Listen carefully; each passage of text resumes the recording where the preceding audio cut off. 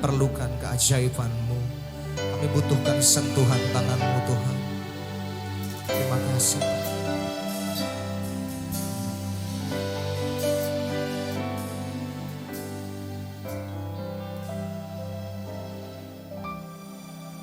Kemanakah kami mencari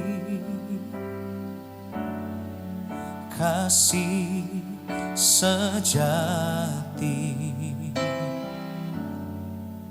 Kemanakah kami berseru, katakan, saat badai datang menderu?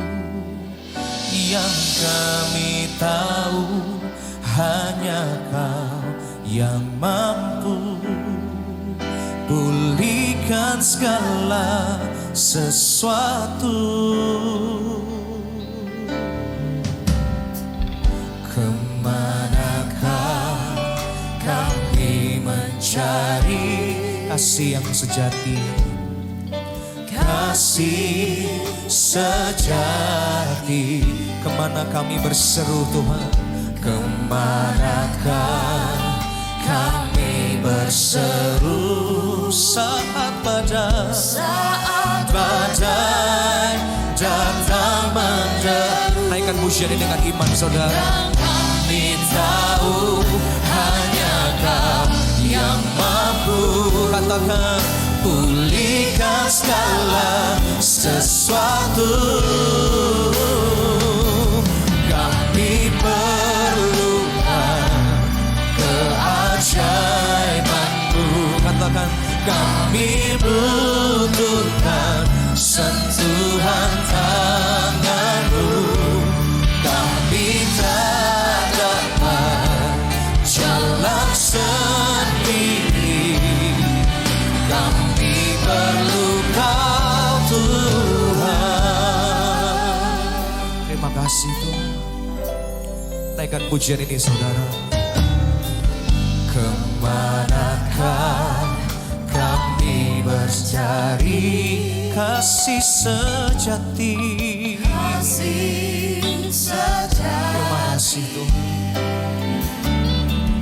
Kemanakah kami berseru saat badai datang? Ini yang janji Tuhan buat setiap kita saudara. Kami tahu hanya Kau yang mampu, katakan, pulihkan segala sesuatu. Kami perlukan keajaiban-Mu.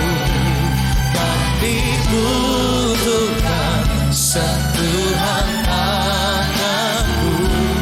Kami tak dapat jalan sendiri. Katakan, kami perlu Kau Tuhan. Kami perlukan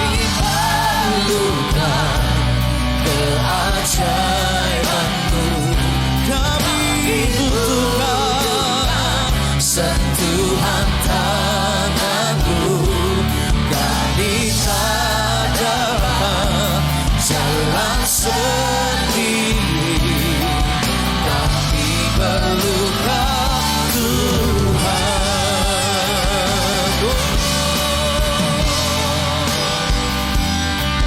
Terima kasih Tuhan untuk penyertaan-Mu dalam hidup kami Tuhan. Kau selalu menyertai setiap langkah kehidupan kami. Tuhan yang setia, yang tidak pernah tinggalkan setiap kami. Kami bersyukur Tuhan.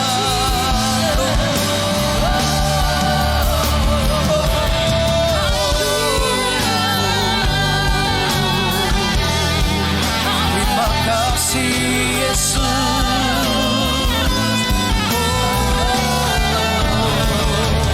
Kami perlukan keajaiban. Naikkan pujian ini saudara. Nyatakan kebutuhanmu akan Tuhan saudara. Dia ada di tempat ini dan Dia siap untuk menjamah setiap kita siang hari ini saudara. jalan sendiri. Kami perlu Kau Tuhan, kami perlukan keajaiban-Mu. Kami butuhkan sentuhan tangan-Mu. Kami tak dapat jalan sendiri. Katakan, kami perlu Kau Tuhan. Saya udah semangat untuk bangkit berdiri sama-sama di hadapan Tuhan. Nyatakan lagu ini saudara. Kami perlu keajaiban-Mu. Kami butuhkan sentuhan tangan-Mu. Kami tak dapat jalan sendiri. Kami perlu Kau Tuhan. Sekali lagi naikkan pujian ini. Kami perlukan keajaiban-Mu.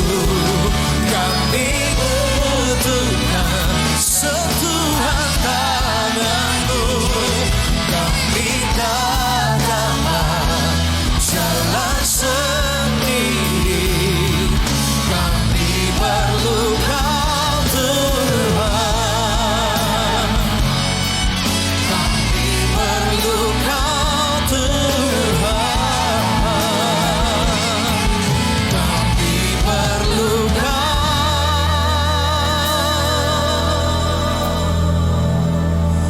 Tuhan.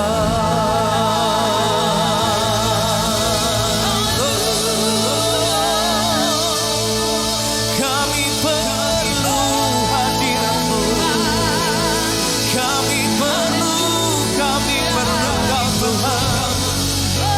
Menyertai langkah kami, menyertai setiap rencana kami, setiap mimpi kami Tuhan. Ada dalam tangan-Mu Tuhan. Oh, terima kasih Yesus. Oh, haleluya Tuhan.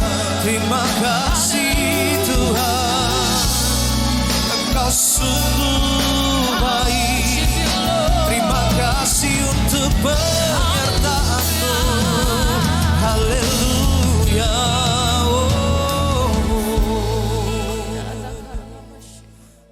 Para ladies, mari sama-sama kita satu hati dalam doa sebelum kita mendengar firman Tuhan. Kita berdoa, malam hari ini kami kembali bersama dengan wanita-wanita hebat, ladies gereja Blessing the Spirit yang tergabung dalam persekutuan ini. Tuhan, kami bersyukur untuk cinta kasih dan kemurahan-Mu yang kami boleh rasakan dalam kehidupan kami. Tuhan, Engkau melihat keberadaan kami, Engkau mengetahui seorang demi seorang di rumah kami masing-masing, di seluruh cabang-cabang gereja BES yang ada di seluruh dunia. Tuhan, kiranya hadir bagi setiap kami dan Engkau menyatakan berkat firman Tuhan pada kami. Supaya malam ini Tuhan, kami semua yang belajar firman Allah, kami diperlengkapi, kami mengerti, dan kami belajar maksud-maksud Tuhan bagi kami semua. Perlengkapi hamba-Mu dalam seluruh keterbatasan untuk boleh menyampaikan isi hati Tuhan. Mari Roh Kudus, Engkau memimpin kami semua, menyertai pemberitaan firman Tuhan, dari awal sampai akhir hanya dalam nama Tuhan kami Yesus Kristus, nama di atas segala nama itu kami berdoa. Haleluya. Amin. Baik, puji Tuhan, ladies semuanya, shalom. Kita bersyukur kepada Tuhan atas kemurahannya yang begitu luar biasa kita alami. Saya percaya masing-masing kita untuk mengalami pengalaman-pengalaman dengan Tuhan. Dan malam ini kekasih Tuhan, kita akan sama-sama belajar firman Tuhan yang saya persiapkan di dalam Matius pasal 15 ayat 21-28 dan Markus pasal 7 ayat 24 sampai 30. Kisahnya sama Bapak Ibu, cuma beda sedikit versinya ya. Tapi kita akan baca dalam kitab Markusnya, kitab Markus pasal 7 ayat 24 sampai ayat yang ke-30. Saya akan bacakan buat kita sebentar, bisa disimak. Firman Tuhan berkata, kisahnya tentang perempuan Siro-Fenisia yang percaya. Lalu Yesus berangkat dari situ dan pergi ke daerah Tirus. Ia masuk ke sebuah rumah dan tidak mau bahwa ada orang yang mengetahuinya, tetapi kedatangannya tidak dapat dirahasiakan.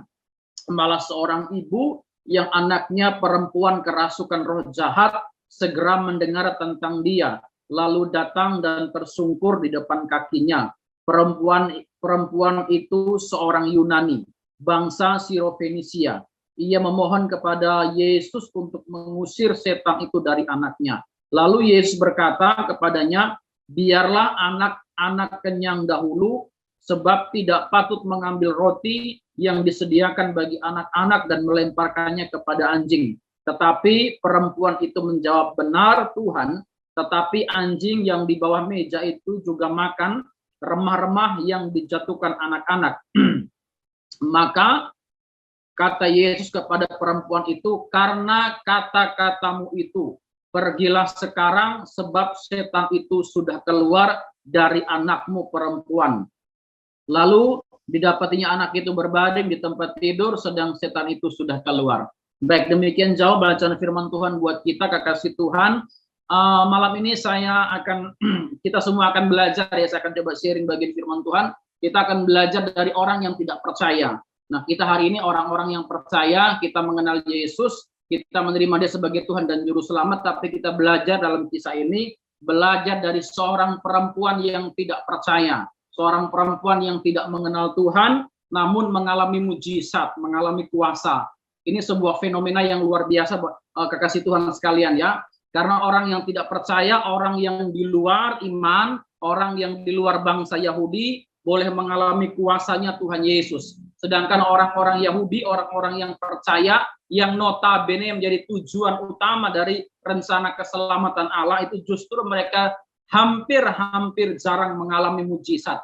Banyak kisah di Alkitab menceritakan banyak orang-orang Kanaan, orang Yunani, dan orang-orang lain ya, termasuk panglima itu ya, mereka bisa mengalami kuasa berjumpa dengan Tuhan, tapi sebaliknya orang-orang Farisi, orang-orang Yahudi, orang-orang yang notabene-nya ada di bait Allah, di rumah Tuhan, melayani, baca Alkitab, berdoa, berpuasa, dan lain-lain. Justru mereka sukar sekali untuk mengalami kuasa Tuhan. Kekasih Tuhan sekalian, malam ini ada satu hal yang saya akan coba angkat sebagai sebagai latar belakang kisah ini, kekasih Tuhan sekalian ya. Jadi kalau kita baca kisahnya, seorang Siro-Fenisia ini seorang Kanaan, perempuan Kanaan, dan sejarah itu mencatat begini, kekasih Tuhan. Orang-orang di luar Yahudi, mereka itu dianggap sebagai orang kafir, orang-orang yang tidak percaya. Jadi orang-orang di luar Yahudi atau orang kafir itu mereka tidak boleh berteman, mereka tidak boleh berkomunikasi, membangun kerjasama atau lain sebagainya. Bahkan juga tidak boleh menerima berkat. Makanya ini sebuah keadaan yang sangat ganjil, sangat janggal sekali. Kenapa orang yang di luar orang Yahudi, perempuan Kanaan yang dianggap sebagai orang kafir, justru rindu mendapat berkat. Makanya kenapa penyataan Yesus kepada perempuan ini begitu tegas dan begitu keras. Kenapa? Karena sesuai dengan tradisi orang Yahudi.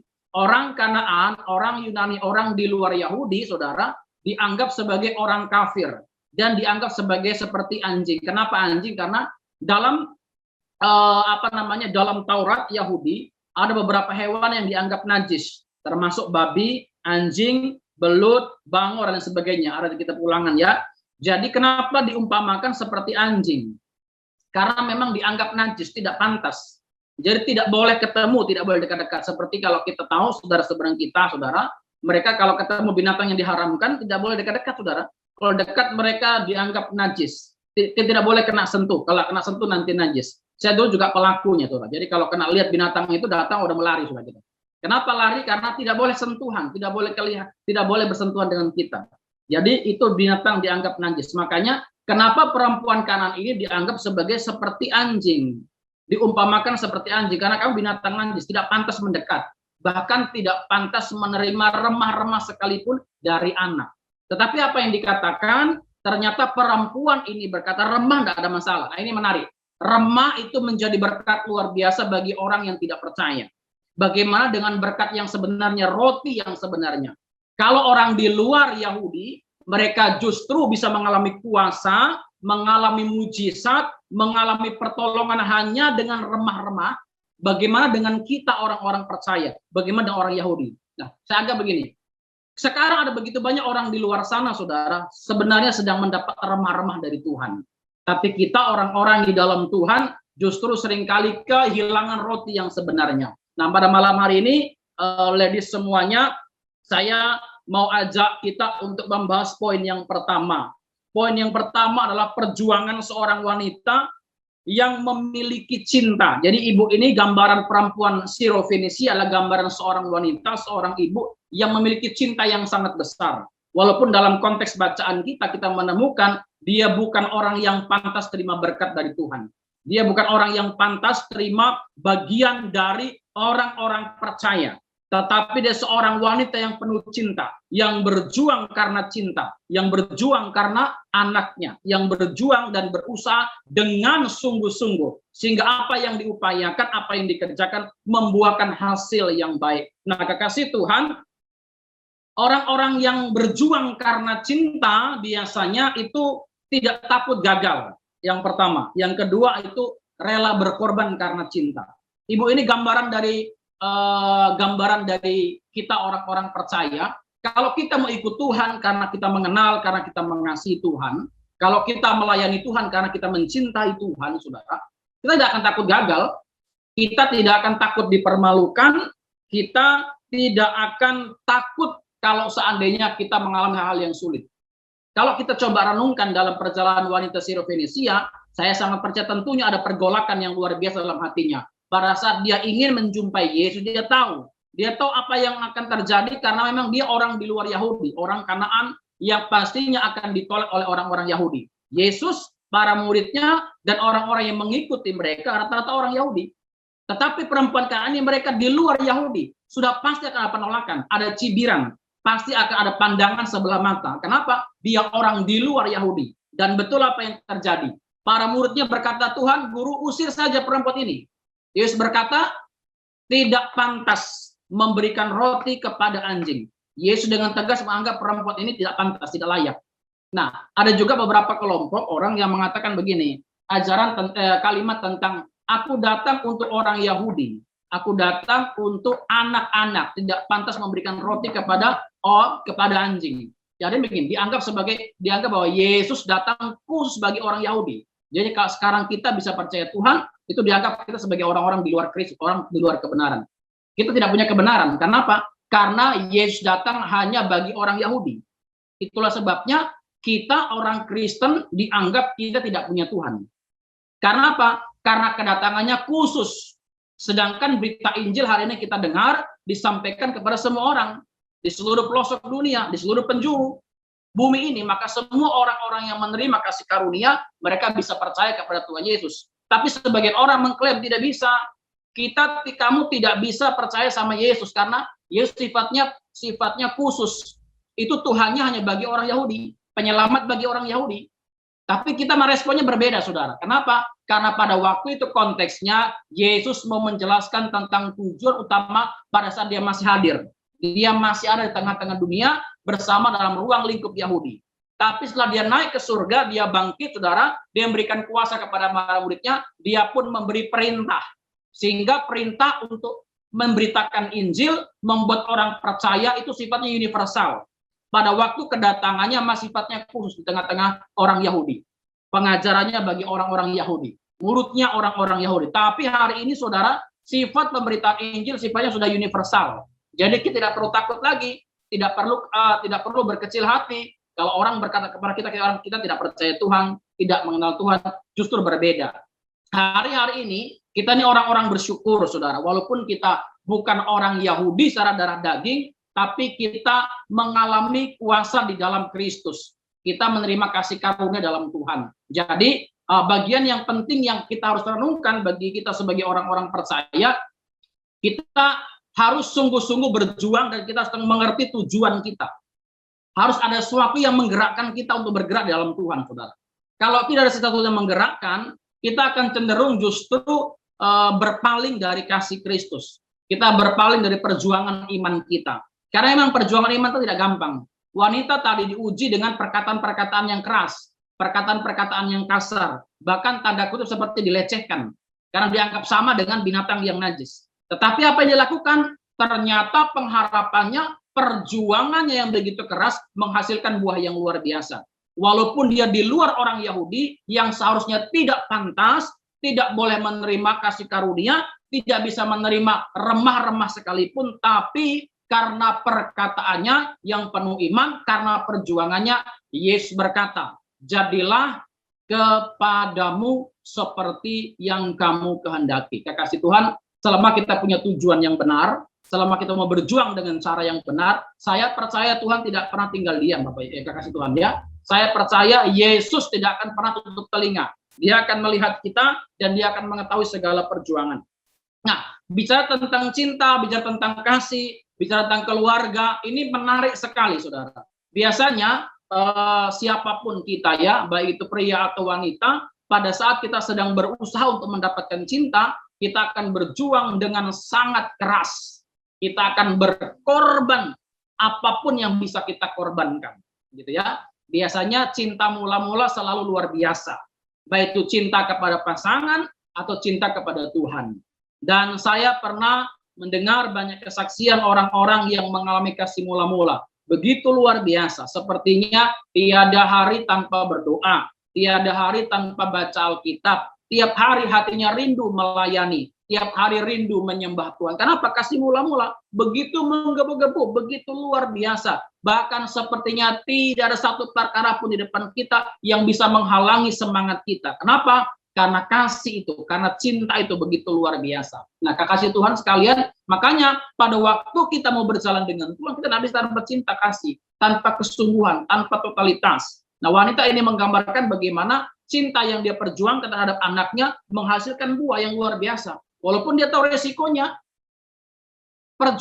setiap perjuangan tidak mungkin tidak ada hambatan, pasti ada hambatan. Tapi kita percaya bahwa setiap perjuangan dimulai dengan kesungguhan, dimulai dengan keseriusan, dimulai dengan kerja keras, dimulai dengan kerelaan, maka akan menghasilkan sesuatu yang besar. Karena itu untuk ladies semuanya, untuk kita semua khususnya ya, kita harus berjuang untuk mempertahankan rumah tangga, keluarga kita dengan cinta.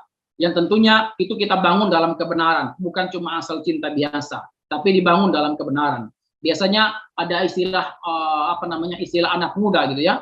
Kalau sudah jatuh cinta, tai kucing rasa coklat. Katanya begitu ya. Ya gunung kan kudaki, laut kan kuseberangi. Pada saat kita belum dapat pasangan kita berjuang sedemikian rupa. Kita rela korbankan apa saja. Tapi setelah menikah, setelah berumah tangga, cinta yang begitu kuat itu berubah. Lama-lama menjadi berkurang. Kadarnya menjadi berkurang. Semakin lama kita membangun keluarga, justru karena semakin berkurang. Padahal seharusnya pada waktu kita memulai dengan cinta, memulai dengan perjuangan, kita mulai dengan kesungguhan, dengan kerja keras, dengan pengorbanan. Setelah kita memilikinya, kita pun harus mempertahankannya dengan kesungguhan, memperjuangkannya dengan kesungguhan. Berapa banyak rumah tangga hari-hari ini mulai diintip dengan berbagai macam situasi. Berapa banyak keluarga-keluarga yang hari ini mulai hancur karena berbagai macam karena apa? Cintanya mulai luntur, kasihnya mulai luntur ya. Perjuangan yang dulu dia perjuangkan sekarang mulai luntur. Nah, kekasih Tuhan, lewat kisah seorang wanita ini kita juga belajar bahwa memiliki cinta untuk keluarga itu luar biasa, itu penting sekali. Ada motivasi yang besar dalam diri kita yang kita perjuangkan. Seperti perempuan Syro-Fenisia, dia berjuang untuk anaknya, dia mencintai anaknya, dia menyayangi anaknya. Kali itu dia berjuang, dia berusaha. Dia tahu di depan bukan sebuah perjalanan yang mulus. Dia bertemu dengan orang-orang yang notabene pasti membenci. Sudah pasti. Lihat dari jauh saja, kalau binatang najis, kalau misalnya saudara dari seberang, baru lihat aja mereka sudah menghindar. Berusaha menjauh. Sama ada orang Yahudi. Pada waktu mereka berjumpa dengan orang non-Yahudi, mereka akan berusaha menghindar. Mereka akan berusaha untuk menjauh. Kenapa? Tidak boleh. Itu najis. Itu haram. Tetapi kenapa perempuan tadi mau berjuang? Karena ada sesuatu yang mendorong. Ada sesuatu yang besar yang menggerakkan hatinya. yang walaupun dia paham dalam perjuangannya tidak gampang, tapi perjuangan yang dia lalui, kita lihat, kita saksikan bersama, justru dipuji Tuhan. Nah, kita seringkali mendengar dan kita bersyukur ya di gereja tempat kita bergereja, kita belajar firman, kita tuh dibekali hal-hal yang luar biasa, termasuk hal yang sudah tidak asing lagi buat kita, itu bicara tentang masalah adalah berkat. Oh, ini suatu yang luar biasa, ini suatu yang besar, saudara. Ini suatu yang besar. Artinya kita belajar bahwa sebagai orang percaya kita merindukan berkat. Kita rindu mengalami hal yang baik. Semua orang rindu untuk terima hal yang luar biasa. Tapi tidak jarang dalam perjalanan kita mengalami bukan berkat. Kadang-kadang sakit penyakit, kadang-kadang pergumulan, kadang-kadang berkat, kadang-kadang percemoohan. Itu seringkali terjadi. Tapi bagaimana dengan respon kita? Karena sudah dibekali, maka kita akan lebih tahan uji, saudara. Kita akan lebih tangguh, kita akan lebih kuat, tidak mudah menyerah, tidak melempem seperti kerupuk. Begitu kena air langsung hilang. Kita tetap tangguh, kita tetap kuat karena apa? Sudah pernah dibekali. Setidaknya apa yang sudah pernah kita dengar, saudara, itu akan menjadi bekal dalam perjalanan kita. Karena itu kita tidak pernah takut. Kita bukan mencari masalah, tapi kita mengerti bahwa di balik persoalan, di balik masalah, di balik situasi apapun yang terjadi pada kita sangat yakin bahwa Tuhan tidak pernah meninggalkan kita. Poin yang kedua, merubah masalah menjadi iman. Biasanya kalau kita belajar kan masalah adalah berkat ya. Merubah masalah jadi iman. Ini luar biasa juga. Jadi kebanyakan iman orang itu bisa bertumbuh dengan pesat, bisa berubah menjadi besar pada saat kita itu mampu, siap, bahkan rela untuk merespon masalah kita dan melewatinya serta menjalaninya sampai kita mendapatkan sesuatu yang besar. Jadi masalah kita memotivasi kita, mendorong kita untuk mengalami perjumpaan dengan Tuhan. Dengan cara apa? Mungkin kita belajar, mungkin kita cari tahu dan lain sebagainya. Sehingga akhirnya masalah yang datang kepada kita itu menghasilkan iman. Iman yang ada pada kita itu menghasilkan perbuatan-perbuatan. Perbuatan yang ada pada kita menghasilkan mujizat, menghasilkan kuasa. Nah, ini yang luar biasa. Karena itu orang-orang percaya tidak pernah menjadi orang-orang yang penakut. Orang percaya selalu berani. Berani apa? Berani mengambil keputusan. Karena begini, saudara. Alkitab berkata, roh yang ada padamu lebih besar. Jadi kita nggak perlu takut. Walaupun ada hal besar di depan kita, yang menghalangi kita nggak perlu takut. Kita harus tetap kuat di dalam Tuhan. Nah, dalam perjalanan rumah tangga saya dengan istri, saya pernah bersaksi beberapa waktu di kegiatan Zoom juga. Ada banyak suka duka yang kami alami. Dan kami juga belajar untuk merubah masalah demi masalah itu menjadi seperti sebuah daya dorong yang besar bagi iman kami, bagi perjuangan iman kami. Dan tentu iman yang hari ini kami miliki, yang kami pakai sebagai pendamping perjalanan kami dalam mengiringi Yesus itu terus mengalami pertumbuhan. Saya bersyukur mengalami pertumbuhan. Baik lewat firman yang diberitakan, demikian juga lewat persoalan yang datang. Kami mengalami banyak situasi. Saya dalam perjalanan rumah tangga harusnya jika Tuhan izinkan sudah punya 4 orang anak ya, begitu 4 orang. Tapi dalam perjalanan ternyata Tuhan masih izinkan 1. Anak pertama Tuhan panggil, anak kedua Tuhan panggil, istri harus dioperasi dan diangkat indung telurnya sebelah, tinggal sebelah. Anak ketiga puji Tuhan lahir dan indung telur sebelah.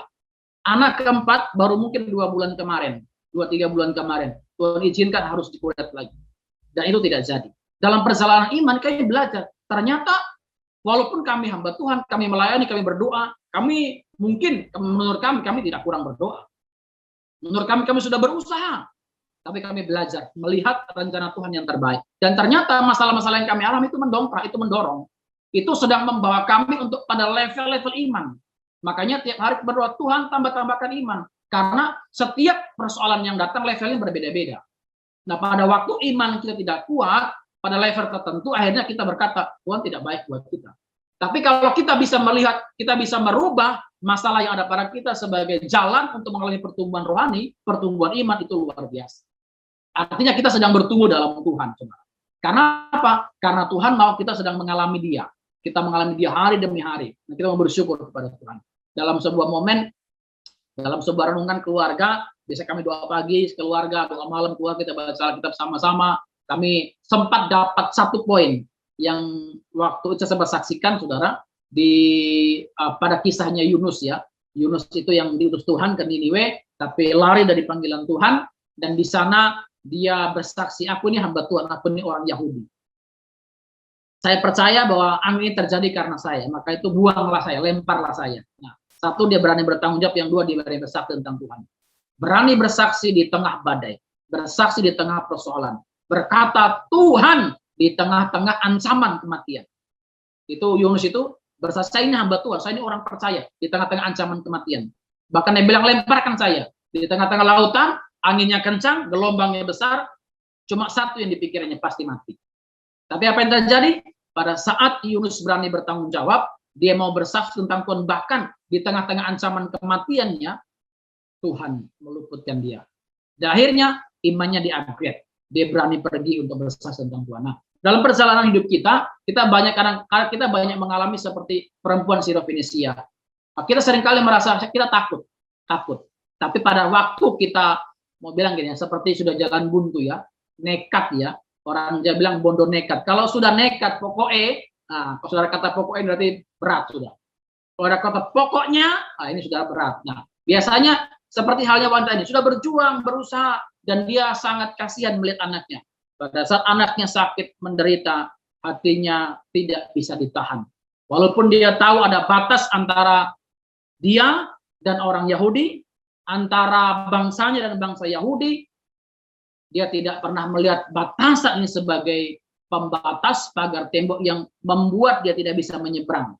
Tapi sebaliknya, dia coba melewati batasan tadi dengan berjalan. Dia coba bawa hidup, dia bawa dirinya. Dia coba, dia bawa hatinya. Dia coba, dia bawa kerendahan dirinya. Dia coba, dia bawa imannya. Dan luar biasa, justru iman dari orang yang tidak percaya itu diakui Tuhan. Ini menarik sekali ya. Iman dari orang yang tidak percaya diakui Tuhan, saudara. Ini luar biasa. Karena itu saudara kasih dalam Tuhan, apalagi kita, hari ini kita orang-orang yang sudah percaya, yang sudah punya iman, saya yakin iman kita harus diakui Tuhan. Jangan biarkan iman kita tidak punya pengakuan di hadapan Tuhan. Tetap berjuang, tetap bekerja, dan tetap hasilkan hal-hal yang luar biasa dan benar. Kita akan buka Lukas pasal 8 ayat 5 sampai 8 ya. Pada waktu ia menabur, sebagian itu jatuh di pinggir jalan, lalu diinjak orang, dan burung-burung di udara memakannya sampai habis. Sebagian jatuh di tanah yang berbatu-batu, dan setelah tumbuh ia menjadi kering karena tidak dapat air. Sebagian lagi jatuh di tanah semak duri, dan semak itu tumbuh bersama-sama dan menghimpitnya sampai mati. Dan sebagian jatuh di tanah yang baik, dan setelah tumbuh berbuah 100 kali lipat. Setelah berkata demikian, Yesus berseru, siapa mempunyai telinga untuk mendengar, hendaklah ia mendengar. Dalam perumpamaan ini, dalam kisah ini, diceritakan seorang penabur pergi untuk menaburkan benih, tapi dalam perjalanan menabur sampai menghasilkan, dari 4 bidang tempat yang ditaburkan, ternyata cuma 1 yang menghasilkan. Dan kalau kita mencoba hitung-hitung, yang ditabur, yang jatuh di pinggir jalan, itu sudah banyak. Yang jatuh di batu-batu sudah banyak. Yang jatuh yang di semak duri sudah banyak. Kalau digabung itu besar sekali. Bahkan mungkin lebih dari sebagian. Kalau kita seandainya 1 kilo kita bagi 4, maka di tanah yang baik hanya dapat sedikit saja. Separuh dari 1/4. Tapi apa yang terjadi? Bahwa ternyata benih yang jatuh di tanah yang baik itu menghasilkan 100 kali lipat. Ini yang harus dialami orang-orang percaya. Jangan sampai dalam perjalanan iman kita banyak mendengar firman, kita banyak belajar firman, tapi firman yang kita dengar itu tidak sampai menghasilkan. Tidak sampai menghasilkan buah. Ini kan sangat disayangkan sekali, saudara. Kita juga tahu dalam Matius pasal 13 ada perumpamaan tentang lalang dan gandum. Kita tidak bisa pungkiri bahwa dalam perjalanan kehidupan kita, baik itu di gereja, di keluarga, di masyarakat, kita akan berjumpa dengan hal-hal yang tidak selaras, seirama dengan kita. Banyak sekali. Lalang di antara gandum. Dibiarkan, biarkan lalang itu. Nah, kalau kita bicara tentang masalah, pergumulan, orang-orang yang mungkin tidak respon terhadap kita, Kita kalau mau jujur, kalau bisa disingkirkan segera. Segera dihalau dari kita. Tapi Tuhan bilang jangan. Kenapa? Karena jangan sampai pada waktu itu disingkirkan, kita pun ikut terhilang. Tuhan mau kita bertumbuh bersama-sama. Bagaimana caranya supaya bisa bertumbuh bersama-sama? Kita harus fokus pada tujuan kita. Kita harus fokus pada iman kita. Jangan fokus kepada yang lain. Kalau kita fokus kepada yang lain, kita akan cenderung terpengaruh. Tapi kalau kita fokus kepada perjalanan iman kita, sambil berjalan dalam kebenaran, hidup dalam kebenaran firman Tuhan, maka kita akan tetap berbeda. Perhatikan baik-baik bahwa lalang tidak mungkin bisa berubah menjadi gandum. Gandum akan tetap gandum, lalang akan tetap lalang. Walaupun tempatnya di tempat yang sama, tumbuhnya di tempat yang sama, tapi pada waktu dituai, maka akan berbeda hasilnya. Karena itu orang-orang percaya, jangan pernah takut dengan berbagai macam hambatan. Jangan pernah takut dengan berbagai macam situasi apapun. Nah, malam hari ini, lewat kisah dari perempuan Sirofenisia, kita belajar bahwa hambatan justru menjadi batu loncatan buat kita untuk mendapatkan sesuatu yang kita harapkan. Dengan cara apa? Kita lebih sungguh-sungguh dengan Tuhan. Kalau kita makin dihambat, layanan kita makin banyak hambatan, artinya kita sedang dipersiapkan pekerjaan yang besar. Saya baca Alkitab dan saya menemukan banyak hal yang luar biasa. Tuhan seringkali bilang begini, dimulai dari perkara kecil. Semuanya hampir dimulai dari perkara kecil. Setia dengan perkara-perkara yang kecil, dikasih perkara yang besar. Jadi dimulai semua dari yang kecil.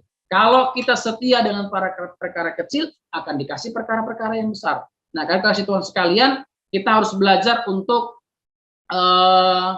mengenali diri kita di hadapan Tuhan, lalu kita juga harus memacu semangat perjuangan iman kita dalam Tuhan supaya jangan kendor. Kita tidak boleh tidak boleh mundur, saudara. Kita sudah berjuang sekian lama dalam perjalanan iman saya kurang lebih tahun 2003 saya terima Yesus, saya dibaptis dan saya belajar untuk berdoa terus-menerus tiap hari. Tuhan, jangan biarkan iman saya kendor. Jangan biarkan pengharapan saya kepada Tuhan itu hilang. Jangan biarkan saya lah dari panggilan iman saya. Saya selalu berdoa, Tuhan, mampukan saya berjuang, bertahan, dan mengakhiri pertandingan sebagai orang benar.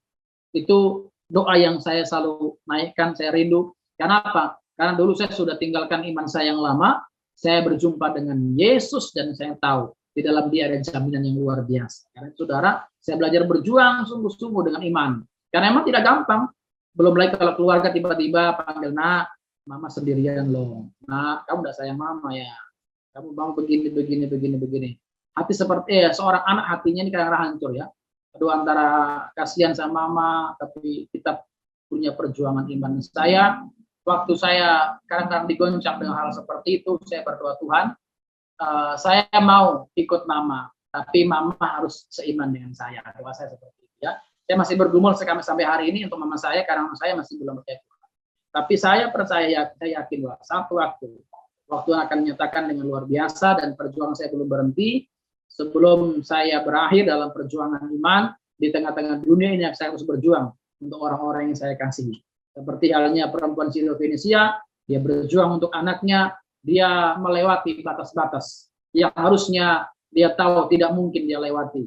Dan itu akan sangat mempermalukan dirinya. Tapi dia belajar untuk melewati. Karena cintanya kepada keluarga, dia abaikan bahkan rasa harga dirinya. Sama dengan kita. Kalau kita percaya dengan Tuhan, kalau kita mengasihi Tuhan, saudara, kita tidak boleh pertahankan ego kita ya. Kalau kita percaya Tuhan, kita anak-anak Tuhan, firman Tuhan itu sebenarnya gampang. Kita firman Tuhan hanya suruh, kamu yang mengampuni, ikut aja mengampuni, selesai. Cuma kadang-kadang kita yang susah. Ya. Tuhan bilang mengasihi, kalau ikut sebenarnya gampang. Tapi kita seringkali masih pertahankan ego ya. Kita pertahankan ego dan seringkali tidak bisa untuk mengikuti.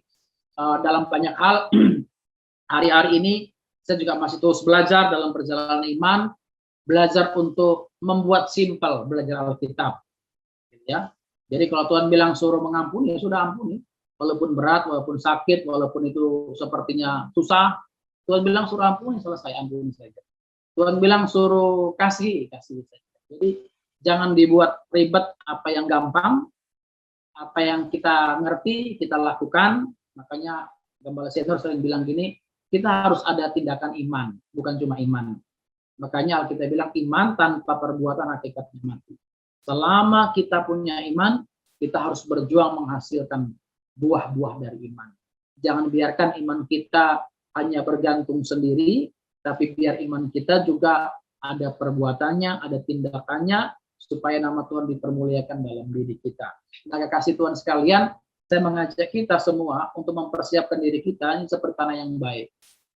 Kita sudah rajin gereja, sebagian besar di antara kita hamba Tuhan, melayani Tuhan, kita harus pastikan bahwa firman yang kita dengar, yang ditabur itu jatuh di tempat yang baik dalam hidup kita. Kalau masih ada kekhawatiran menghimpit firman, kita harus kalahkan itu. Kalau masih ada ketakutan menghimpit firman, kita harus kalahkan itu. Kalau ada hal lain yang masih menghimpit firman, kita harus taklukkan itu. Mari berjalan dengan Tuhan. Tuhan tidak akan pernah tinggalkan kita. Minta Tuhan pegang erat tangan kita supaya kita mampu melewati semua pergumulan. Dan kita akan tampil sebagai pemenang. Seperti seorang perempuan Syro-Fenisia yang di akhir dari perjalanannya, dia mengalami mujizat. Saya percaya, mujizat Tuhan masih berlaku bagi semua orang. Mujizatnya masih terjadi untuk kita. Kita tidak perlu paksakan. Tapi jika memang Tuhan berkehendak kepada kita, maka mujizatnya akan terjadi. Puji Tuhan, kasih Tuhan sekalian, biarlah kiranya berkat firman Tuhan buat kita. Hari ini saudara boleh menguatkan kita dan kembali mempersiapkan hati kita seperti tanah yang baik, supaya firman itu berbuah 100 kali lipat. Firman itu menghasilkan, dan firman yang menghasilkan dalam diri kita itu akan jadi berkat dan berdampak. Puji Tuhan, dalam perjalanan gereja kita walaupun belum terlalu lama, tapi banyak hal yang luar biasa. Saya percaya bahwa kita semua akan tampil sebagai pemenang. Puji Tuhan, kita akan akhiri sharing kita, firman Tuhan, pada malam hari ini dengan doa. Dan kasih Tuhan sekalian, mari bersama-sama kita berdoa. Jikalau di antara kita yang sedang punya pergumulan, sedang berbeban berat, sedang mengalami sakit penyakit, atau bahkan mungkin pergumulan-pergumulan lain, tetap datang kepada Tuhan. Jangan cari alternatif lain, saudara. Tetap Tuhan. Andalkan Tuhan. Yang pertama adalah Tuhan. Karena waktu Tuhan itu yang terbaik buat kita. Terus berdoa untuk semua ladies di semua cabang, supaya semakin hari semakin luar biasa, menjadi wanita-wanita yang luar biasa, yang mau berjuang dengan cinta, yang mau berjuang bahkan dengan pengorbanan untuk keluarga, untuk suami, untuk anak-anak, berdoa dan bekerja, supaya rumah tangga kita diberkati Tuhan dan dijauhkan dari segala yang jahat. Kita tundukkan kepala untuk berdoa. Bapa kami dalam surga, sungguh luar biasa. Kami bersyukur kepadamu karena malam hari ini Tuhan, kami boleh bersama-sama belajar firman-Mu, belajar dari perempuan Syro-Fenisia, perempuan yang di luar iman dengan orang-orang percaya, yang seharusnya tidak pantas, tidak layak menerima berkat dari Tuhan. Tapi karena imannya, tapi karena perjuangannya, tapi karena cintanya, karena usahanya, maka Engkau dengan kasih-Mu, Engkau menyatakan kuasa dan mujizat. Hari ini Tuhan, kami yang sudah ada di dalam Tuhan, kami yang sudah percaya kepada nama Yesus, kami yang mengimani nama itu berkuasa, nama itu sanggup menyatakan segala perkara yang besar. Kami berdoa Tuhan, biarlah kami yang tinggal di dalam kasih-Mu, biarlah kami yang percaya kepadamu, kami pun boleh mengalami kuasa dan juga boleh mengalami mujizat Tuhan. Hari ini Tuhan, jika Tuhan dapati ada di antara saudara-saudara kami yang sedang dalam keadaan sakit, yang sedang dalam pergumulan rumah tangga, baik itu untuk suami, untuk istri, untuk anak-anak, untuk kesehatan, keluarga, orang tua, mertua, dan lain-lain. Kami percaya perjuangan kami tidak berhenti sampai di sini. Kami akan terus berjuang, kami akan terus melaju, kami akan terus melangkahkan kaki kami sampai Tuhan dapati iman kami ini layak dan kami boleh menerima kuasa dan pertolongan di hadapan Tuhan. Terima kasih, kami percaya kami tidak pernah sendirian. Ada Tuhan bersama-sama dengan kami, ada Roh Kudus yang selalu mendampingi kami. Ada firman Tuhan yang selalu kami dengar pagi, petang, siang, dan malam. Ia akan terus mengingatkan, meluruskan langkah-langkah kami, supaya Tuhan kami didapati setia dengan Tuhan. Terima kasih, kami mohon kepadamu ya Tuhan, jika di antara saudara-saudara kami yang saat ini Bapak juga sedang berulang tahun, Tuhan memberkati, yang sedang mengalami hari bahagia lain dalam kehidupan rumah tangga, pekerjaan, usaha, dan lain-lain. Kami berdoa kiranya Tuhan limpahkan, Tuhan sempurnakan sukacita yang ada dengan berkat firman Tuhan. Terpujilah namamu, Bapa kami di surga. Kami akan mengakhiri Tuhan ibadah ladies ini Tuhan. Kami mohon kepadamu biarlah kiranya berkat dari surga, dari Allah kami senantiasa menyertai semua saudara-saudara kami dimanapun mereka berada. Kekasih Tuhan, mari bersama-sama kita letakkan tangan kita di dada sambil merenungkan betapa besarnya kasih Tuhan, saudara.